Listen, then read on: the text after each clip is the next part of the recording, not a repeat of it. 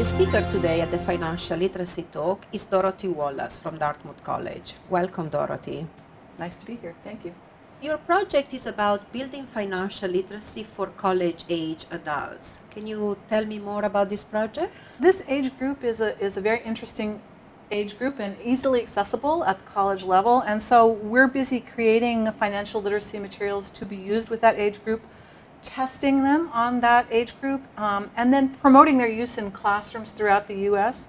And as well, we're interested in studying the particular needs of that population. So what are the main results so far of this project?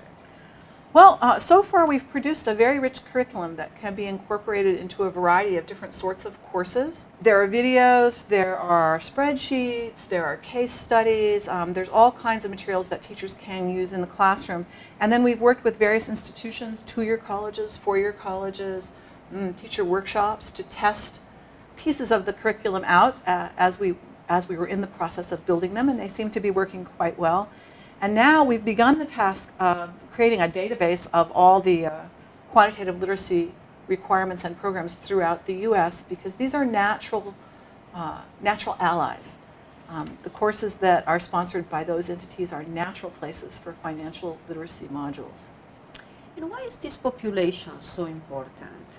Well, although they're still quite young, this population of people is engaged in a lot of new activities, like the first job, the first credit card, the first car purchase, the student loan, the first time you have to run your own apartment and make a budget. It's a bunch of first things that are financial in nature.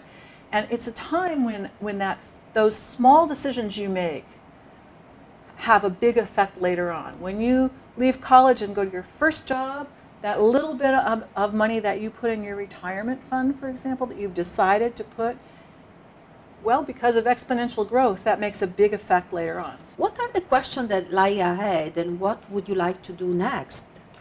Well, we would like to establish a database of all the quantitative reasoning programs and requirements in colleges throughout the country, and then use that as a lever for faculty development and a lever for moving these materials into the quantitative reasoning courses and possibly other courses at the same colleges. We feel that's a good strategy. We'd like to do more with graduating seniors and programs for soon-to-be graduating or recently graduated seniors, which requires a different approach. And then we would like to study some of the educational research questions that arise, in particular, question of learning progressions. Do you really have to master the mathematics first before you approach a financial literacy question, or is there a way to do them together? And perhaps that's even better. These questions have big ramifications not only in how you run a classroom, but how you structure the requirements in an entire university. And then finally, we'd like to be able to integrate the curriculum we've created so far with other nice pieces that we think work really well, and in particular games, financial games. We would like to be able to integrate the content we've developed with the financial games that have been developed through other parts of the Financial Literacy Center. Well, I'm very passionate about this topic of financial literacy in college, and I much look forward to seeing the result of your continuous work. Well, thank you for the opportunity to talk.